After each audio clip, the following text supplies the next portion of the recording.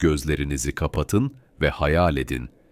Gecenin sessizliğinde Pekin'den Şanghay'a doğru süzülen bir tren, içinde uyuyanlar, çalışanlar ve pencereden hızla akıp giden manzaralara dalanlar var. Bu sadece bir yolculuk değil, modern Çin'in en büyük mühendislik hikayelerinden birine açılan kapı. Böyle yolculukları seviyorsanız kanala abone olmanızı rica ederim. Çünkü her hafta yeni bir uyku belgeselinde birlikte keşfe çıkıyoruz. Çin hızlı tren ağı, insanlık tarihinin gördüğü en büyük ulaşım projelerinden biri olarak karşımıza çıkıyor. 42 bin kilometreyi aşan toplam uzunluğuyla dünyanın geri kalan tüm ülkelerinin hızlı tren hatlarının toplamından daha uzun bir ağa sahip. Bu muazzam sistem her gün milyonlarca insanı taşıyor, şehirleri birbirine bağlıyor ve dev bir ülkenin ekonomik kalbinin atmasını sağlıyor. Ancak bu başarı hikayesi bir gecede yazılmadı. Bundan 25 yıl önce Çin'de tek bir kilometre bile hızlı tren hattı yoktu. Ülke yaşlanan bir demiryolu sistemine sahipti ve trenler saatte ortalama 60 kilometre hızla ilerliyordu. Pekin'den Şanghay'a gitmek 12 saatten fazla sürüyordu. Bugün ise aynı mesafe sadece 4,5 saatte alınabiliyor.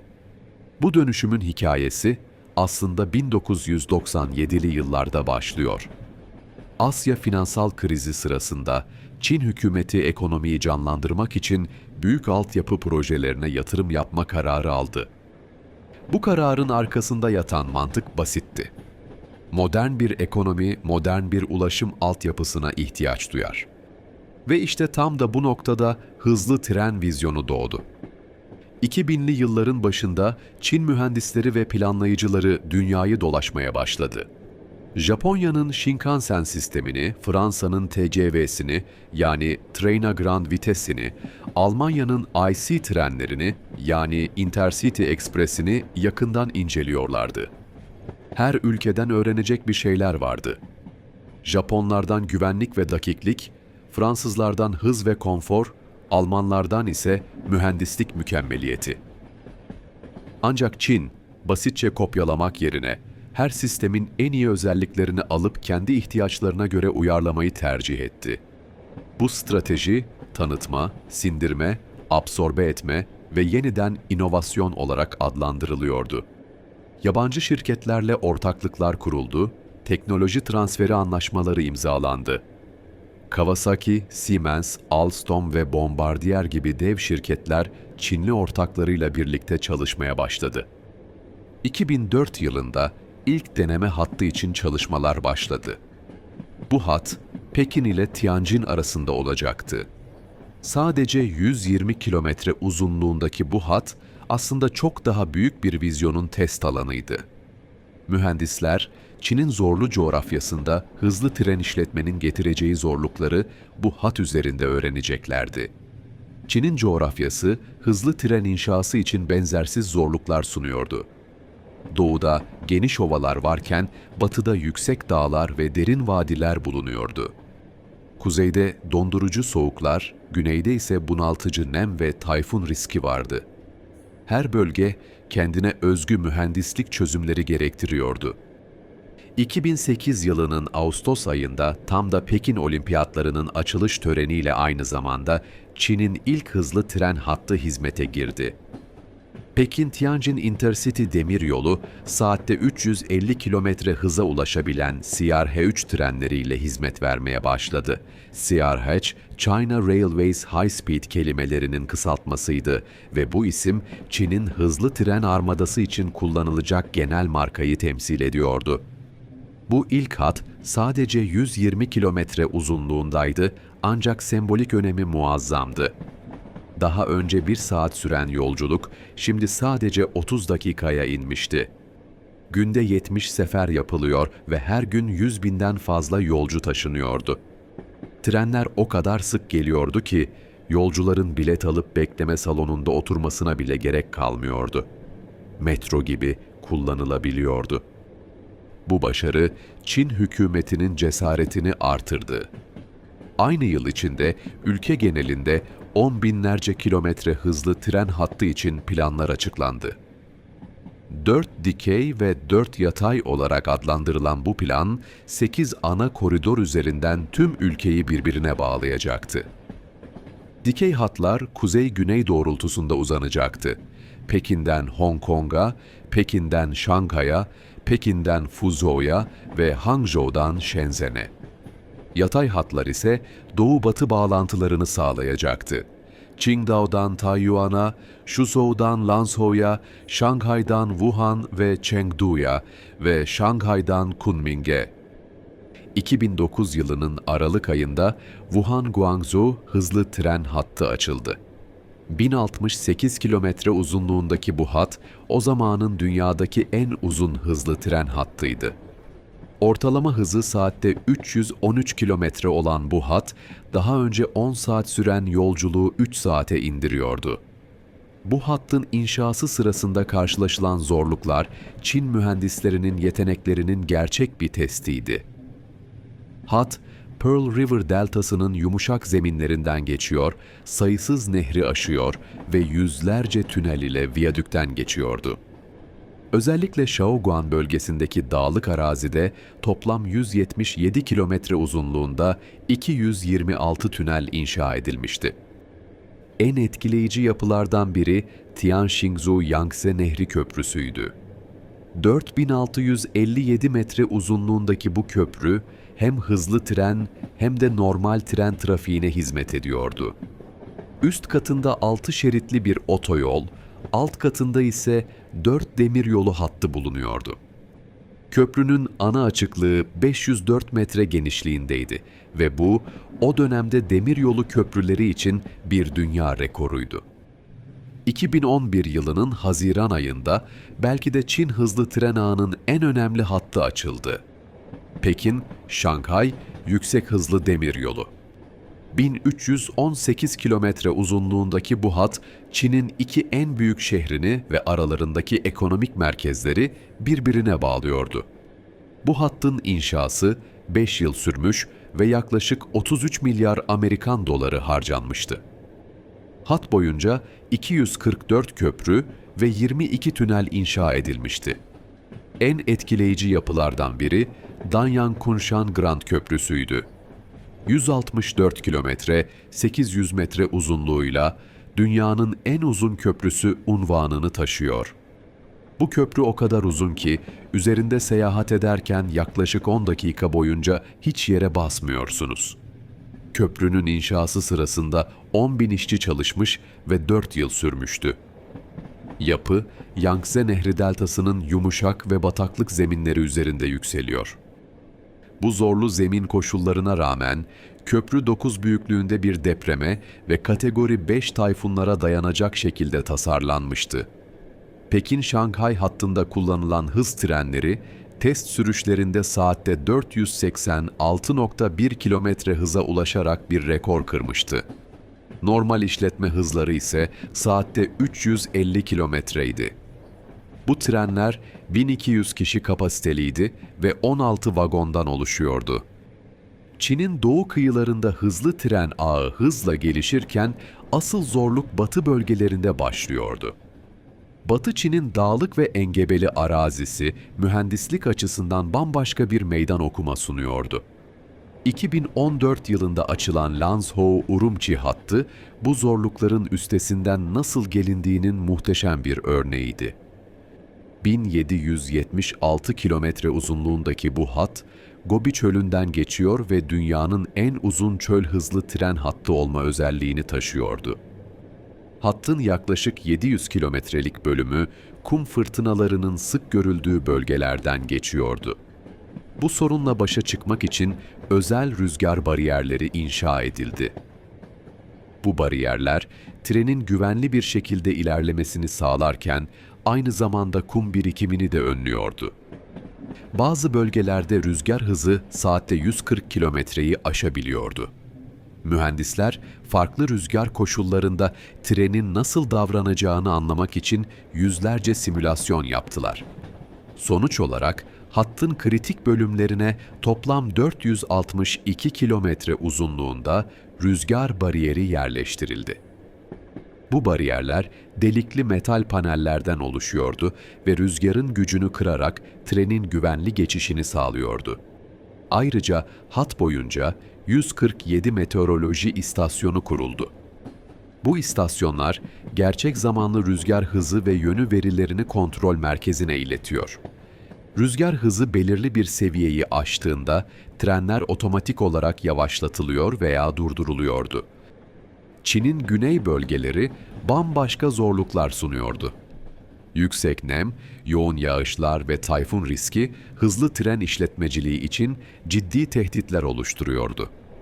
2018'de tamamlanan Guangzhou-Hong Kong hızlı tren hattı, bu zorlukların nasıl aşıldığının bir başyapıtıydı. 142 kilometre uzunluğundaki bu hat, Pearl River deltasının en yoğun nüfuslu bölgelerinden geçiyordu. Hattın %86'sı köprüler ve tünellerden oluşuyordu. Özellikle Shenzhen bölümünde şehrin yoğun yapılaşması nedeniyle hattın büyük bölümü yer altına alınmıştı. En büyük mühendislik başarılarından biri West Kowloon istasyonunun inşasıydı. 400 bin metrekare alana sahip bu istasyon, dünyanın en büyük yeraltı tren istasyonlarından biri. İstasyonun çatısı yeşil bir park olarak tasarlanmış ve Hong Kong'un yoğun şehir dokusunda bir nefes alma alanı yaratıyor. Bu hat aynı zamanda bir ülke, iki sistem politikasının ilginç bir uygulamasını da barındırıyor. West Kowloon istasyonunun bir bölümü, Çin anakarası yasalarının geçerli olduğu bir bölge olarak belirlenmiş. Yolcular, Hong Kong'tan ayrılmadan önce Çin gümrük ve pasaport kontrolünden geçiyorlar. 2017 yılında Çin demiryolları tarihinde yeni bir sayfa açıldı. Foxing trenleri tamamen Çin'de tasarlanıp üretilen ilk hızlı tren modelleri olarak hizmete girdi. Fuxing, Çince'de yeniden canlanma anlamına geliyor ve bu isim Çin'in teknolojik bağımsızlık hedefini simgeliyordu. Fuxing trenleri iki ana modelde üretildi, Mavi Anka ve Altın Anka. Mavi Anka saatte 420 kilometre, Altın Anka ise saatte 350 kilometre maksimum hıza ulaşabiliyordu. Normal işletme hızları ise sırasıyla 350 ve 300 kilometre olarak belirlenmişti. Bu trenlerin tasarımında aerodinamik verimliliğe büyük önem verilmişti. Trenin burun kısmı bir şahin gagası şeklinde tasarlanmış ve hava direncini %12 oranında azaltıyordu. Bu sayede aynı hızda %10 daha az enerji tüketiyorlardı. Fuxing trenlerinin iç tasarımı da etkileyiciydi. Koltuklar arasındaki mesafe artırılmış, tavan yüksekliği 2 santimetre yükseltilmişti. Her koltukta güç prizi ve USB portu bulunuyordu. Kablosuz internet standart olarak sunuluyordu. Hatta bazı modellerde yolcuların koltuk pozisyonunu ve klima ayarlarını kontrol edebileceği dokunmatik ekranlar bile vardı. Güvenlik açısından da önemli yenilikler vardı. Fuxing trenleri 2500 sensörle donatılmıştı. Bu sensörler trenin her bileşeninin durumunu gerçek zamanlı olarak izliyor ve herhangi bir arıza belirtisinde anında uyarı veriyordu. Fren sistemi acil durumlarda saatte 350 kilometreden 0'a 6,5 kilometrede durabiliyor. Çin'in hızlı tren istasyonları sadece ulaşım noktaları değil, aynı zamanda mimari birer anıt olarak tasarlanmıştı. Her büyük şehir, kendi istasyonunun tasarımında yerel kültürü ve modern mimariyi birleştirmeye çalışıyordu. Pekin Güney İstasyonu, Asya'nın en büyük tren istasyonlarından biri olarak öne çıkıyor. 320 bin metrekare alana sahip bu istasyon, geleneksel Çin mimarisinin modern yorumu olarak tasarlanmış. Çatısı uçan bir ejderha formunu andırıyor. İstasyon, günde 300 binden fazla yolcuya hizmet verebiliyor. Guangzhou Güney İstasyonu ise bambaşka bir yaklaşım sergiliyor. 615 bin metrekare alana yayılan bu dev yapı, tropikal bir çiçeğin yapraklarını andıran bir tasarıma sahip. İstasyonun çatısı güneş panelleriyle kaplı ve yıllık 6 milyon kilowatt saat elektrik üretiyor. Xi'an Kuzey İstasyonu'nun tasarımı, şehrin tarihi mirasına saygı duruşu niteliğinde. Tang Hanedanlığı saraylarının çatı formları modern malzemelerle yeniden yorumlanmış. İstasyonun ana holü 70 metre genişliğinde ve 35 metre yüksekliğinde devasa bir alan sunuyor. Bu dev istasyonlar aynı zamanda şehir planlamasında da önemli rol oynuyor. Birçok şehirde hızlı tren istasyonlarının çevresinde yeni iş merkezleri, alışveriş kompleksleri ve konut alanları gelişti. Bu bölgeler yüksek hızlı tren yeni kentleri olarak adlandırılıyor ve modern Çin şehirciliğinin sembolü haline geldi. Hızlı tren ağının ekonomik etkileri sadece ulaşım sektörüyle sınırlı kalmadı. Bu dev altyapı projesi, Çin ekonomisinin her alanında dalgalanma etkileri yarattı. Şehirler arası seyahat süreleri dramatik şekilde azaldıkça iş yapma biçimleri de değişti. Pekin-Tianjin-Hebei bölgesi, bu değişimin en iyi örneklerinden biri. Hızlı tren sayesinde bu üç bölge arasındaki seyahat süresi 1 saatten az hale geldi. Sonuç olarak birçok şirket merkez ofislerini Pekin'de tutarken, üretim tesislerini daha ucuz olan Hebei'ye taşıdı. Çalışanlar ise her gün rahatça işe gidip gelebiliyor. Benzer bir dönüşüm Yangtze Nehri deltasında da yaşandı. Şanghay, Nanjing, Hangzhou ve Suzhou şehirleri hızlı trenle birbirine o kadar yakınlaştı ki tek bir mega ekonomik bölge gibi işlemeye başladılar. Bu bölgedeki şirketler farklı şehirlerdeki yeteneklere ve kaynaklara kolayca erişebiliyor. Turizm sektörü de bu gelişmeden büyük pay aldı. Daha önce ulaşılması zor olan turistik bölgeler şimdi büyük şehirlerden birkaç saatlik mesafede. Örneğin Xi'an'daki Terrakotta ordusunu ziyaret eden turist sayısı hızlı tren bağlantısı açıldıktan sonra %50 artış gösterdi. Gayrimenkul piyasası da hızlı trenden etkilendi. Hızlı tren istasyonlarına yakın bölgelerdeki emlak fiyatları hızla yükseldi. Bazı küçük şehirler hızlı tren bağlantısı sayesinde büyük şehirlerin uydu kentleri haline geldi. İnsanlar daha ucuz ve geniş evlerde yaşayıp büyük şehirlerde çalışmaya başladılar. Çin'in hızlı tren ağı çevre açısından da önemli etkilere sahip. Bir yandan devasa inşaat projeleri doğal alanlara zarar verirken, diğer yandan hava ve karayolu taşımacılığına kıyasla çok daha çevre dostu bir alternatif sunuyor. Bir hızlı tren, aynı mesafedeki uçak yolculuğuna kıyasla %80 daha az karbon emisyonu üretiyor. Örneğin, Pekin-Şanghay arasındaki bir uçuş, yolcu başına yaklaşık 180 kilogram karbondioksit üretirken, aynı yolculuk hızlı trenle yapıldığında bu rakam 40 kilograma düşüyor. Elektrikle çalışan bu trenler, Çin'in yenilenebilir enerji kaynaklarına yaptığı yatırımlarla birleştiğinde daha da çevre dostu hale geliyor. Bazı hatlarda tren istasyonlarının çatılarına yerleştirilen güneş panelleri, trenin ihtiyaç duyduğu enerjinin bir kısmını karşılıyor. Gürültü kirliliği konusunda da önemli önlemler alındı. Şehir içinden geçen hatlarda özel ses bariyerleri kullanılıyor. Bu bariyerler, trenin geçişi sırasında oluşan gürültüyü 20 desibel kadar azaltabiliyor.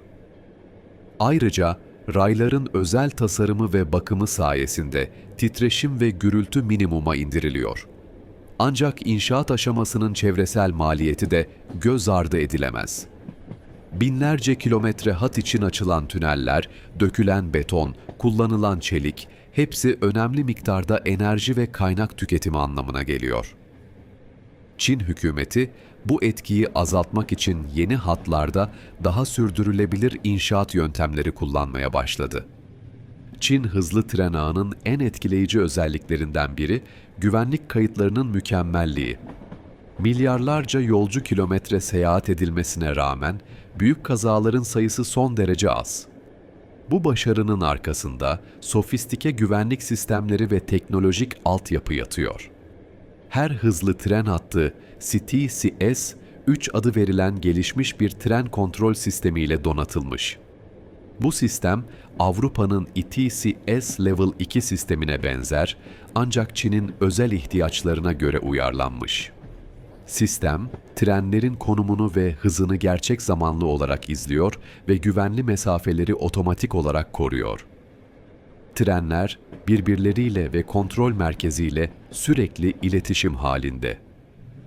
GSM-R adı verilen özel bir mobil iletişim ağı kullanılıyor.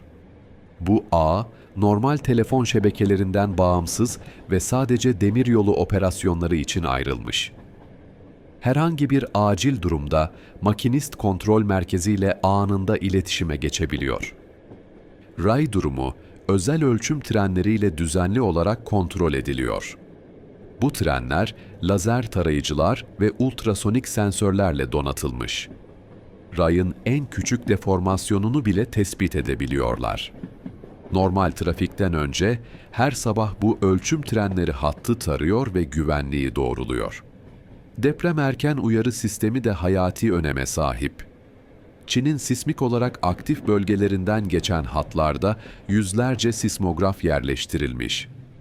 Bu cihazlar depremi hissettikleri anda otomatik olarak yakındaki trenlere fren sinyali gönderiyor. Sistem o kadar hızlı ki deprem dalgaları trene ulaşmadan önce tren durmuş veya güvenli hıza düşmüş oluyor. Hava durumu izleme de kritik bir unsur. Hat boyunca binlerce meteoroloji sensörü var. Rüzgar hızı, yağış miktarı, sıcaklık ve görüş mesafesi sürekli izleniyor. Ekstrem hava koşullarında trenler otomatik olarak yavaşlatılıyor veya hizmet geçici olarak durduruluyor. Çin hızlı trenlerinde yolculuk kendine özgü bir deneyim sunuyor. Bilet alma sürecinden trene binmeye, yolculuk sırasındaki hizmetlere kadar her aşama, verimlilik ve konfor düşünülerek tasarlanmış. Biletleme sistemi tamamen dijitalleşmiş durumda. Yolcular akıllı telefonlarından bilet satın alabiliyor ve QR kodlarıyla trene binebiliyorlar. Yüz tanıma teknolojisi de yaygın şekilde kullanılıyor. Büyük istasyonlarda yolcular kimliklerini ve biletlerini göstermeden sadece yüzlerini taratarak geçiş yapabiliyorlar. Trenler 3 farklı sınıfta hizmet veriyor. 2. sınıf, 1. sınıf ve iş sınıfı. 2. sınıf en ekonomik seçenek olarak geniş kitlelere hitap ediyor. Koltuklar üçer üçer dizilmiş ve rahat bir yolculuk için yeterli alan sunuyor.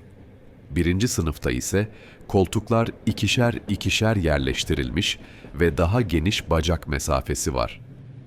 İş sınıfında ise koltuklarınız neredeyse uçak iş sınıfı kadar konforlu, yatırılabiliyor ve masaj özelliği bile bulunuyor.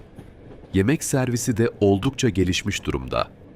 Her trende bir yemek vagonu bulunuyor ve buralarda sıcak yemekler servis ediliyor. Menüler bölgesel farklılıklar gösteriyor. Güneyde pirinç bazlı yemekler daha yaygınken, kuzeyde mantı ve erişte çeşitleri öne çıkıyor. Ayrıca koltuğunuza kadar servis de mevcut.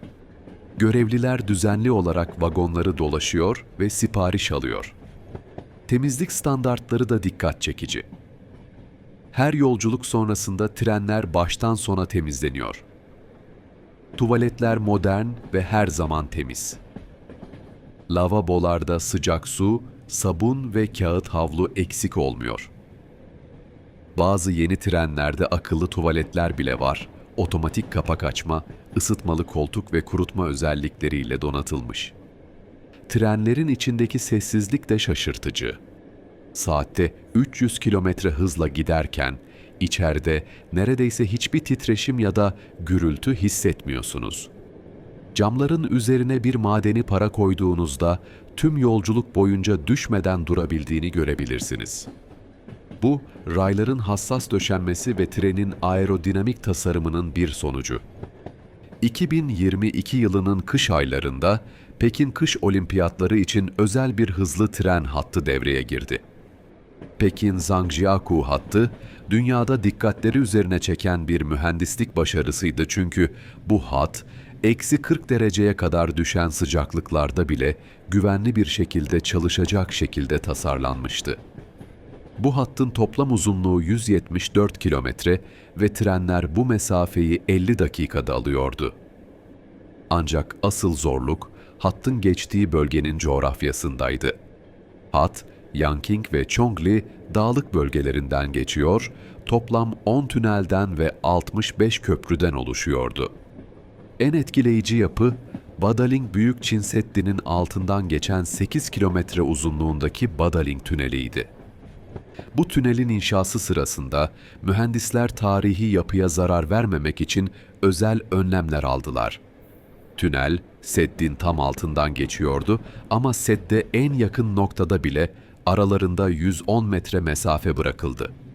Kazı sırasında her gün binlerce titreşim ölçümü yapıldı. Herhangi bir risk algılandığında çalışmalar hemen durduruluyordu. Kış koşullarına dayanıklılık için trenler özel olarak tasarlanmıştı. Normal hızlı trenlerin aksine bu trenlerin altındaki ekipmanlar tamamen kapalı ve yalıtılmıştı. Kar ve buzun birikmesini önleyen ısıtma sistemleri vardı. Fren sistemleri de ekstrem soğukta bile tam performansla çalışacak şekilde geliştirilmişti. Hattın enerji sistemi de yenilikçiydi. İstasyonların çatıları güneş panelleriyle kaplıydı ve rüzgar türbinleri de enerji üretimini destekliyordu. Zhangjiakou istasyonu, dünyada tamamen yenilenebilir enerjiyle çalışan ilk olimpiyat tren istasyonu olma özelliğini taşıyordu. Soğuk kış günlerinde bile güneş panelleri karlı yüzeylerden yansıyan ışıktan faydalanarak enerji üretmeye devam ediyordu. Çin'in belki de en iddialı demiryolu projesi Tibet'e uzanan hattı. Lhasa'ya ulaşan geleneksel tren hattı bile bir mühendislik harikasıydı, ancak bu hattı hızlı trene dönüştürme planları daha da büyüleyici. Mevcut Çinghai-Tibet demiryolu 2006 yılında açılmıştı ve 5000 metreden yüksek noktalara çıkıyordu. Hat, Tangula geçidinde deniz seviyesinden 5072 metre yüksekliğe ulaşıyor ve bu onu dünyanın en yüksek demiryolu yapıyordu. Bu rakım, insan vücudu için ciddi bir meydan okuma anlamına geliyordu. Oksijen seviyesi deniz seviyesinin sadece %60'ı kadardı. Bu sorunu çözmek için tren vagonları basınçlandırılmış ve oksijen desteği sağlanmıştı. Her vagonda oksijen maskeleri hazır bulunuyor ve hava kalitesi sürekli izleniyordu. Yolcular, yükseklik hastalığının belirtilerini hissetmemeleri için yavaş yavaş yüksekliklere alışıyorlardı. Tren, kritik rakımlara çıkmadan önce hızını düşürüyor ve yolcuların vücutlarına uyum sağlamaları için zaman tanıyordu. Ancak mühendislik zorlukları yolcularla sınırlı değildi. Tibet platosunun zemini, permafrost yani kalıcı donmuş topraktı. Bu toprak, yazın üst kısımları çözülüyor, kışın tekrar donuyordu. Bu döngü, rayların stabilizasyonu için büyük sorunlar yaratıyordu. Mühendisler, çözüm olarak özel soğutma sistemleri geliştirdiler. Rayların altına yerleştirilen bu sistemler amonyak borularından oluşuyordu. Kışın topraktaki soğuk amonyak borularına transfer oluyor ve yaz aylarında da bu soğukluğu koruyordu. Böylece zeminin sıcaklığı sürekli -5 derecenin altında tutuluyordu. Binlerce kilometre boyunca bu borular toprakta gömülü durumda sessizce görevlerini yapıyordu. Yaban hayatı koridorları da hat boyunca özel olarak tasarlanmıştı. Tibet antilopları, yabani eşekler ve diğer hayvanların geçişini engellemeden rayları korumak gerekiyordu. Bu nedenle hat boyunca 33 adet yaban hayatı geçidi inşa edildi. Bu geçitler o kadar iyi tasarlanmıştı ki hayvanlar doğal göç rotalarını değiştirmeden kullanabiliyordu. Şimdi Çin, bu hattın bir kısmını hızlı trene dönüştürme planları üzerinde çalışıyor. Şining-Lhasa hattının bazı bölümlerinde hız saatte 200 kilometreye çıkarılacak. Bu rakım ve coğrafi koşullarda hızlı tren işletmek, dünya demiryolu tarihinde benzeri görülmemiş bir başarı olacak. 2020 yılında Pekin-Zhangjiakou hattında dünyanın ilk otonom hızlı treni hizmete girdi. Bu trenler sürücüsüz olarak çalışabiliyor ancak güvenlik nedeniyle kabinde her zaman bir operatör bulunuyordu. Sistem, yapay zeka destekli otomatik sürüş teknolojisi kullanıyordu. Trenin bilgisayarları hat üzerindeki her santimi haritalamıştı. Yüzlerce sensör, trenin konumunu, hızını, ray durumunu ve çevresel koşulları gerçek zamanlı olarak izliyordu. Yapay zeka algoritmaları en verimli hız profilini hesaplıyor ve enerji tüketimini minimize ediyordu. İnsan sürücülere kıyasla %30 daha az enerji tüketiyorlardı. Fren uygulama zamanlaması da yapay zeka tarafından optimize ediliyordu. Tren, istasyona yaklaşırken tam olarak ne zaman yavaşlamaya başlaması gerektiğini hesaplıyor ve hassas bir şekilde perona yanaşıyordu. Durma hassasiyeti +10 santimetre içindeydi. Bu, yolcuların inip binmesi için peronda belirlenmiş noktaların her zaman vagon kapılarıyla tam olarak hizalanması anlamına geliyordu. Bakım sistemleri de akıllanmıştı. Tahmine dayalı bakım teknolojisi sayesinde bir parça arızalanmadan önce sistemler uyarı veriyordu. Trenlerin altındaki binlerce sensör her komponentin durumunu izliyor ve normalden sapmaları tespit ediyordu. Örneğin bir tekerlekte normalden farklı bir ısı artışı algılandığında sistem rulmanın yıpranmakta olduğunu anlıyor ve bir sonraki bakım programında değiştirilmesi için uyarı veriyordu. Yolcu deneyimi de yapay zekadan faydalanıyordu. İstasyonlarda robotik asistanlar yolculara yardımcı oluyordu. Bu robotlar yüz tanıma ve doğal dil işleme teknolojileriyle donatılmıştı. Farklı dillerde konuşabiliyor, yol tarifi verebiliyor ve hatta engelli yolcuları vagona kadar eşlik edebiliyordu. Tren içindeki eğlence sistemleri kişiselleştirilmiş içerik sunuyordu. Yolcunun geçmiş tercihlerine ve seyahat geçmişine bakarak ilgi alanlarına uygun filmler, müzikler ve haberler öneriyordu. Kablosuz internet hızı da dikkat çekiciydi. Saatte 300 kilometre hızla giderken bile videoları akıcı bir şekilde izleyebiliyordunuz. 2020 yılının başında dünya çapında ortaya çıkan salgın, Çin hızlı tren sistemini de etkiledi. Ancak bu kriz, yeni hijyen teknolojilerinin geliştirilmesi için de bir fırsat oldu. Çin demiryolları, yolcu güvenliğini sağlamak için kapsamlı önlemler aldı.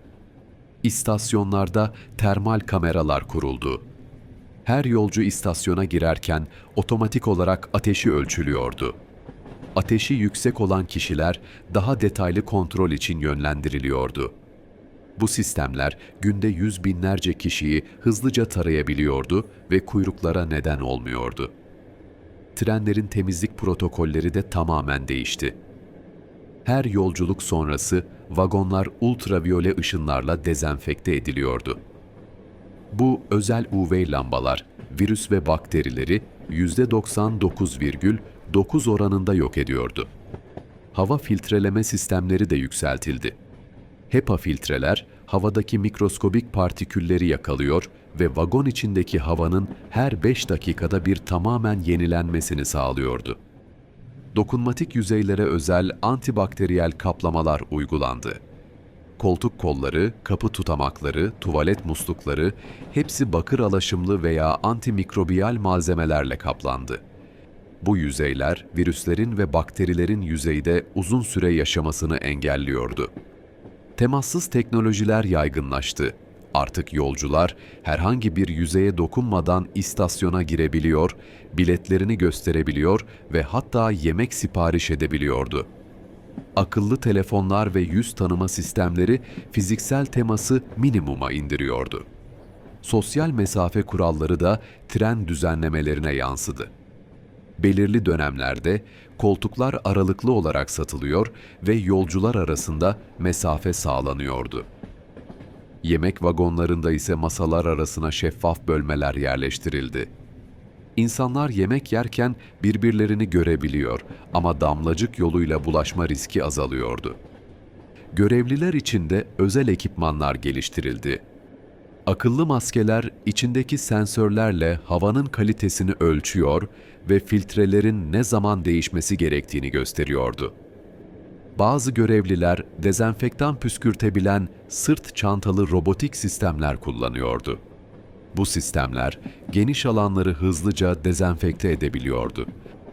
Çin'in hızlı tren vizyonu, raylar üzerinde giden trenlerle sınırlı değil. Manyetik kaldırma teknolojisi, yani maglev, bir sonraki sıçramayı temsil ediyor. Şanghay'da havaalanını şehir merkezine bağlayan bir maglev hattı yıllar önce hizmete girmişti ve saatte 430 kilometre hıza ulaşabiliyordu. Ancak şimdi daha da hızlı sistemler üzerinde çalışılıyor. Düşük basınçlı tüp içinde hareket eden maglev trenler teorik olarak saatte 1000 kilometreye kadar çıkabilir. Bu sistemde tren bir tüp içinde hareket ediyor ve tüpün içindeki hava basıncı düşürülmüş durumda. Böylece hava direnci neredeyse tamamen ortadan kalkıyor. 2021 yılında Chengdu'da bu teknolojinin bir test hattı inşa edildi. 620 metre uzunluğundaki bu test hattında küçük bir kapsül saatte 600 kilometre hıza ulaştı. Bu, düşük basınçlı tüp teknolojisinin çalışabilir olduğunu kanıtlayan önemli bir adımdı. Teknik zorluklar hala var. Tüpün içindeki basıncı düşük tutmak muazzam bir enerji gerektiriyor. Ayrıca yolcuların kapsüle binmeleri ve inmeleri için basıncın yükseltilip düşürülmesi gerekiyor ki bu da zaman alıyor. Ancak uzun mesafeler için bu teknoloji devrim yaratabilir. Pekin'den Şanghay'a bir saatin altında gitmek hayal olmaktan çıkabilir.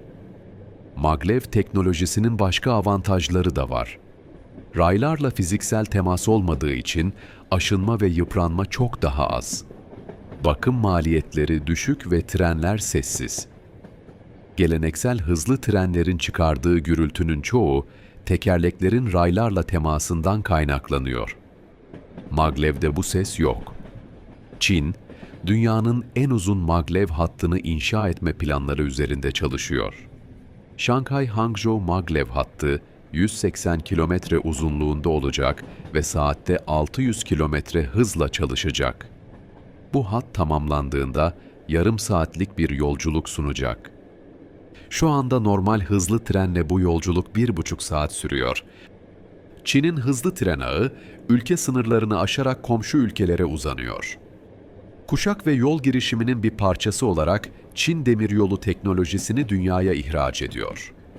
Tayland, Endonezya, Laos ve diğer ülkelerde Çin şirketlerinin inşa ettiği hızlı tren projeleri devam ediyor. Kunming-Vientiane demiryolu 2021 yılında açıldı. 1135 kilometre uzunluğundaki bu hat, Çin'in Yunnan eyaletini Laos'un başkenti Vientiane'ye bağlıyor. Hat, Laos'un dağlık arazisinden geçiyor ve toplam 167 tünel ve 101 köprü içeriyor. Bu, Laos'un modern tarihindeki en büyük altyapı projesi. Bu hat, Laos için devrim niteliğinde. Daha önce başkentten kuzeye 4 gün süren yolculuk artık 3 saate indi. Ülkenin ekonomik gelişimi için yeni fırsatlar yarattı. Çiftçiler ürünlerini daha hızlı pazarlara ulaştırabiliyor, turistler daha kolay seyahat edebiliyor. Tayland'da ise Bangkok-Nakhon Ratchasima hattı inşa ediliyor. 253 kilometre uzunluğundaki bu hat, Tayland'ın ilk hızlı tren hattı olacak. Trenler saatte 250 kilometre hıza ulaşacak. Bu projenin uzun vadeli hedefi, Bangkok'u Kunming'e bağlamak ve böylece Güneydoğu Asya ile Çin arasında kesintisiz bir demiryolu koridoru oluşturmak. Endonezya'da Jakarta-Bandung hızlı tren hattı 2023 yılında açıldı. 142 kilometre uzunluğundaki bu hat, daha önce 3 saat süren yolculuğu 40 dakikaya indirdi. Volkanik adalar üzerinden geçen bu hattın inşası, jeolojik zorluklar nedeniyle özel mühendislik çözümleri gerektirdi. Depreme dayanıklı köprüler ve tüneller, Endonezya'nın sismik aktivitesine göre tasarlandı. Avrupa ile bağlantılar da gelişiyor. Yük trenleri zaten yıllar önce Çin'den Avrupa'ya düzenli seferler yapmaya başlamıştı. Chongqing veya Chengdu'dan kalkan trenler, Orta Asya ve Rusya üzerinden geçerek Almanya, Polonya veya Hollanda'ya ulaşabiliyordu. Bu trenler deniz yoluyla 40 günde alınan mesafeyi 15 günde alıyordu. Gelecekte yolcu trenleri de bu güzergahları kullanabilir. Pekin'den Moskova'ya, oradan da Paris'e hızlı trenle seyahat etmek önümüzdeki 10 yıl içinde gerçeklik olabilir. Bu, yeni İpek Yolu'nun modern versiyonu olacak, çelik raylardan örülmüş bir ticaret ve kültür köprüsü. Hızlı tren ağının genişlemesi, Çin'in karbon emisyonlarını azaltma hedeflerine önemli katkılar sağlıyor. Ulaşım sektörü, dünya genelinde sera gazı emisyonlarının 1/4'ünden sorumlu. Çin'de bu oran daha da yüksek, çünkü hızla büyüyen bir ekonomi daha fazla mobilite gerektiriyor. Bir kişinin hızlı trenle Pekin'den Şanghay'a seyahati, uçakla aynı yolculuğa göre %75 daha az karbon salınımına neden oluyor. Otomobille kıyaslandığında hızlı tren %60 daha temiz. Bu rakamlar milyonlarca yolcuyla çarpıldığında muazzam bir çevre etkisi ortaya çıkıyor. Çin hükümeti hızlı tren ağını tamamen yenilenebilir enerjiyle çalıştırma hedefi koydu. Demiryolu hatları boyunca güneş enerjisi santralleri kuruluyor. Özellikle Gobi Çölü'nden geçen hatlarda güneş enerjisi potansiyeli muazzam. Bazı bölgelerde rayların iki yanına kilometrelerce uzanan güneş panelleri, dizileri görülebilirsiniz. Rüzgar enerjisi de kullanılıyor. Kuzeydoğu Çin'deki hatlarda güçlü rüzgarlardan faydalanan türbinler elektrik üretiyor. Bu enerji hem trenleri hem de istasyonları besliyor. Bazı istasyonlar ürettikleri enerjinin tamamını yenilenebilir kaynaklardan sağlıyor ve hatta fazla enerjiyi şebekeye geri satıyor. Tren yapımında kullanılan malzemelerin geri dönüşümü de önem kazanıyor. Eski trenler hurdaya ayrıldığında %95'i geri dönüştürülüyor. Çelik, alüminyum ve bakır yeniden işlenerek yeni trenlerde kullanılıyor. Bu, hem doğal kaynakları koruyor hem de üretim maliyetlerini düşürüyor. İstasyonların tasarımında da sürdürülebilirlik merkezi rol oynuyor. Yeşil çatılar, yağmur suyu toplama sistemleri, doğal aydınlatma ve iklimlendirilmeyen geçiş alanları yaygınlaşıyor. Hangzhou Doğu İstasyonu, yeşil bina sertifikası alan ilk hızlı tren istasyonu oldu. İstasyonun çatısı, binlerce metrekare yeşil alanla kaplı ve şehrin ısı adası etkisini azaltıyor. Hızlı tren ağı, Çin toplumunu derinden etkiledi. İnsanların yaşam biçimleri, iş yapma şekilleri ve hatta romantik ilişkileri değişti. Hızlı tren aşkı artık yaygın bir fenomen. Farklı şehirlerde yaşayan çiftler hafta sonları birbirlerini görmek için trenle gidip geliyor. Bu, eskiden neredeyse imkansız olan uzak mesafeli ilişkileri mümkün kıldı. Şehirleşme desenleri de değişti. Mega şehirlerin çevresinde uydu kentler gelişti. Örneğin Pekin çevresindeki Zhuozhou şehri hızlı tren bağlantısı sayesinde hızla büyüdü. İnsanlar Zhuozhou'nun daha ucuz ve daha az kalabalık ortamında yaşayıp her gün Pekin'e çalışmaya gidiyor. Sabah trenleri tam anlamıyla banliyö trenleri gibi işliyor, iş kıyafetli yolcularla dolu. Eğitim sisteminde de değişiklikler oldu. Bazı öğrenciler farklı şehirlerdeki üniversitelere gidip gelmeyi tercih ediyor. Hafta içi kampüste kalıp hafta sonları ailelerinin yanına dönüyorlar. Bu, özellikle tek çocuk politikasının yaygın olduğu dönemde büyümüş, ailelerine düşkün genç nesil için önemli. Emekliler için hızlı tren yeni bir yaşam tarzı kapısı açtı. Kış aylarını güneyde, yaz aylarını kuzeyde geçiren göçmen kuşlar olarak adlandırılan emekli grubu büyüyor. Hızlı tren sayesinde mevsimlik göçler artık kolay ve rahat. Harbin'de -30 derecede donmak yerine Sanya'da plajda yürüyüş yapabiliyorsunuz. Tren istasyonları sosyal buluşma noktalarına dönüştü. Büyük istasyonların etrafında alışveriş merkezleri, restoranlar ve eğlence mekanları gelişti. İnsanlar trenle gelmeden önce veya gittikten sonra buralarda vakit geçiriyor. İstasyonlar sadece geçiş noktaları değil, şehrin nabzının attığı canlı merkezler haline geldi.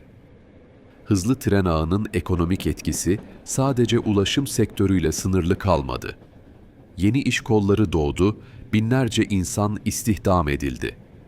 Tren bakımından istasyon işletmeciliğine, yemek servisi sağlayıcılarından temizlik şirketlerine kadar geniş bir ekosistem oluştu. Teknoloji sektörü özellikle büyüdü. Sinyalizasyon sistemleri, tren kontrol yazılımları, güvenlik sistemleri geliştiren şirketler kuruldu. Bu şirketler artık sadece Çin pazarına değil, dünya pazarına hizmet veriyor. Çin'in hızlı tren teknolojisi ihracat malı haline geldi. Turizm sektöründeki etki çarpıcı. Hızlı tren rotaları boyunca yeni turizm merkezleri gelişti. Daha önce ulaşılması zor olan tarihi siteler artık günübirlik gezi rotalarında. Örneğin Xi'an'daki Terakotta Ordusu, Luoyang'daki Longmen mağaraları, Suzhou'nun bahçeleri hepsi hızlı trenle kolayca ulaşılabilir hale geldi. Emlak sektörü belki de en çok etkilenen alanlardan biri. Hızlı tren istasyonlarına yakın bölgelerdeki arazi değerleri katlandı. Bazı yatırımcılar hızlı tren hattı duyurusu yapılır yapılmaz o bölgelerden arazi satın alıyor. İstasyon inşaatı tamamlandığında bu arazilerin değeri 2-3 katına çıkabiliyor. Lojistik firmaları da yeni modeller geliştirdi. Hızlı trenlerle ekspres kargo taşımacılığı başladı. Sabah Şanghay'da gönderilen bir paket aynı gün öğleden sonra Pekin'de teslim edilebiliyor. Bu hız hava yolu kargoya rakip ama maliyet çok daha düşük. Özellikle tıbbi malzemeler, organ nakli, acil yedek parçalar gibi zamana karşı yarışan gönderimlerde hızlı tren tercih ediliyor. Tarım sektörü de bu sistemden faydalanıyor. Taze ürünler artık çok daha geniş pazarlara ulaşabiliyor. Yunan'daki tropik meyveler hasat edildikten sadece birkaç saat sonra Pekin'deki marketlerde satışa çıkabiliyor. Çiftçiler eskiden sadece yerel pazarlara erişebilirken artık milyonlarca tüketiciye ulaşabiliyor. Restoran zincirleri hızlı tren ağını tedarik zincirlerinde kullanmaya başladı. Merkezi mutfaklarda hazırlanan yemekler hızlı trenle farklı şehirlerdeki şubelere gönderiliyor. Bu kalite kontrolünü kolaylaştırıyor ve maliyetleri düşürüyor. Bazı restoranlar hızlı tren istasyonlarında özel teslimat masaları kuruyor. Eğitim sektöründe de yeni iş modelleri ortaya çıktı. Uzman öğretmenler ve profesörler artık aynı günde farklı şehirlerde ders verebiliyor. Sabah Pekin'de bir üniversitede konferans veren bir profesör, öğleden sonra Tianjin'de başka bir seminere yetişebiliyor.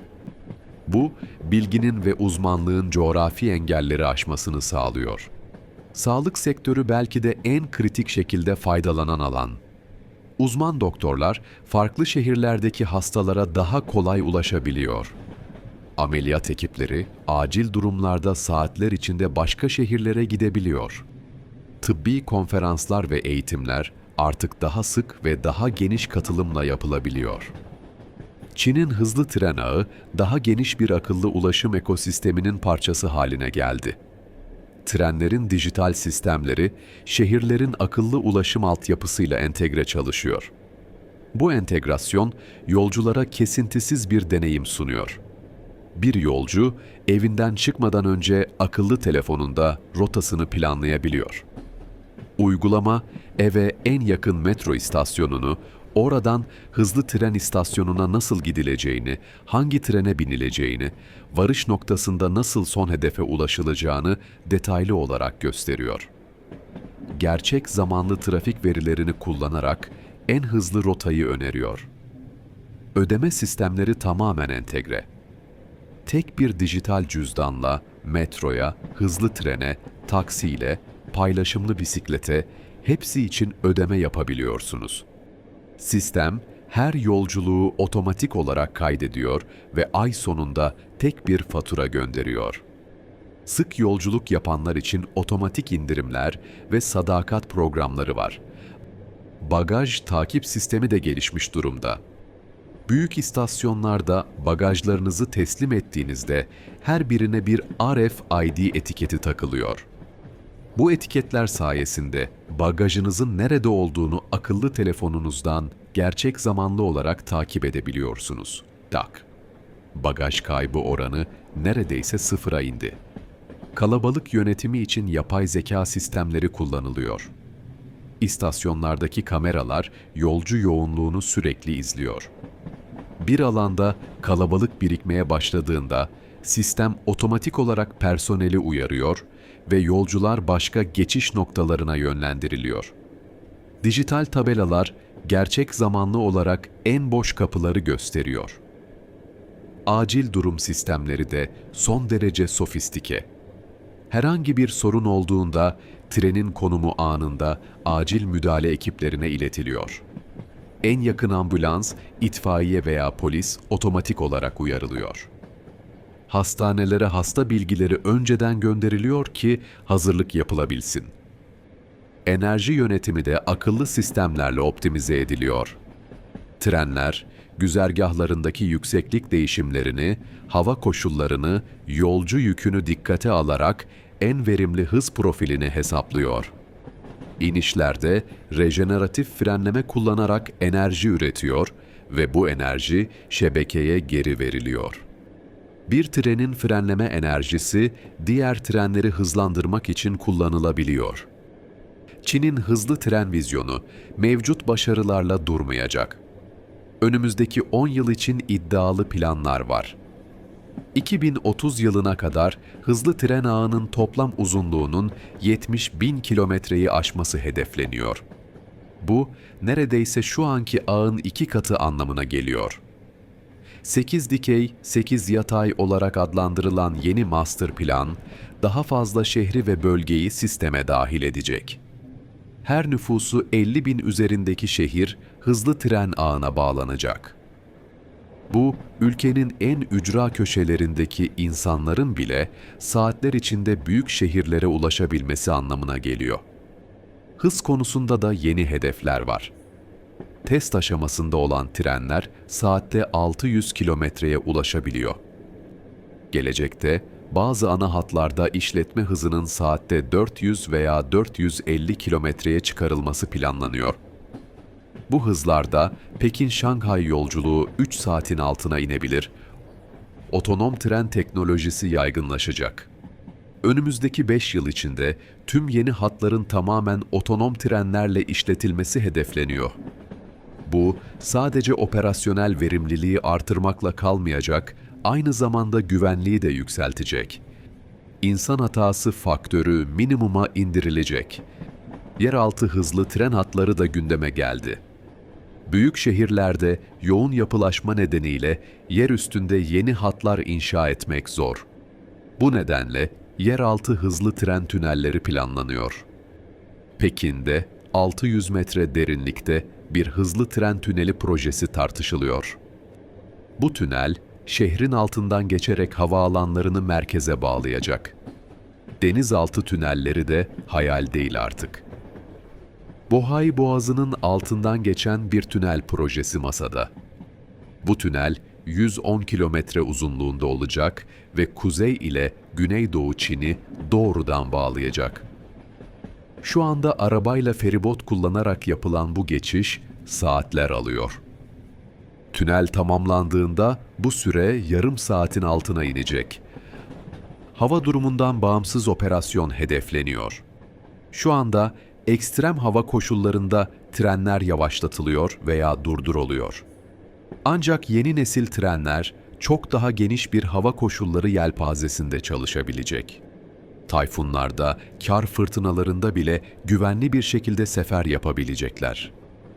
Çin'in hızlı tren başarısı dünya çapında ilham kaynağı oldu. Birçok ülke kendi hızlı tren projelerini geliştirirken Çin'in deneyimlerinden yararlanıyor.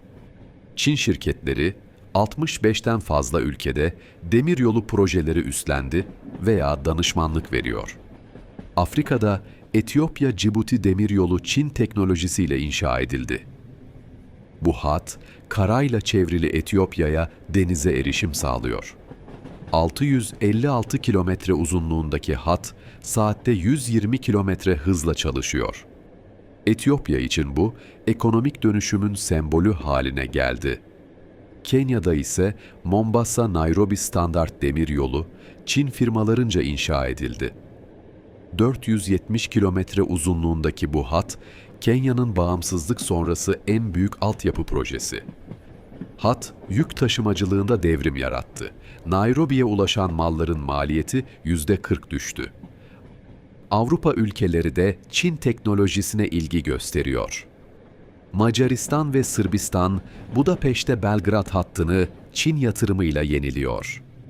Bu hat, Çin'in Avrupa pazarına açılan kapısı olarak görülüyor ve tamamlandığında Orta Avrupa'yı Çin'in kuşak ve yol girişiminin önemli bir parçası haline getirecek. Aynı zamanda Yunanistan'ın Pire limanı üzerinden başlayan lojistik koridoru, bu demiryolu sayesinde Avrupa içlerine daha hızlı ulaşacak. Çin, sadece altyapı inşa etmekle kalmıyor, finansman, teknoloji transferi ve uzun vadeli bakım desteği de sağlıyor. Böylece birçok ülke kendi mühendislik kapasitesini geliştiriyor ve modern ulaşım ağlarına kavuşuyor. Latin Amerika'da da benzer girişimler var. Brezilya ve Arjantin, Çin firmalarıyla hızlı tren projeleri üzerine görüşmeler yapıyor. Bu projeler hayata geçtiğinde, kıtanın geniş coğrafyasında şehirler arasındaki mesafeler dramatik biçimde kısalacak. Bütün bu gelişmeler, Çin'in hızlı tren ağını yalnızca ulusal bir başarı olmaktan çıkarıp, küresel bir dönüşüm hikayesine dönüştürüyor. Çin'in raylarda biriktirdiği bilgi, tecrübe ve vizyon artık tüm dünyaya ihraç ediliyor. Sevgili dinleyiciler, bu gece sizlerle birlikte Çin'in hızlı tren ağının sadece bir ülkenin kalkınma hikayesi değil, aynı zamanda dünyanın geleceğini şekillendiren bir mühendislik yolculuğu olduğunu gördük. Afrika'nın bozkırlarından Avrupa'nın kalbine, Güney Amerika'nın geniş topraklarından Asya'nın dağlarına uzanan bu çelik raylar artık sadece trenleri değil, kültürleri, ekonomileri ve insanları da birbirine bağlıyor. Gözlerinizi kapatın ve hayal edin. Uzak şehirler artık birkaç saatlik mesafede, ülkeler birbiriyle hiç olmadığı kadar yakın. Bu rayların melodisi, modern çağın yeni bir İpek Yolu şarkısıdır. Şimdi, trenin ritmi sizi derin bir uykuya taşırken, rayların üzerinde süzülen bu sessiz devlerin geleceğe doğru yolculuğunu zihninizde sürdürün. İyi geceler.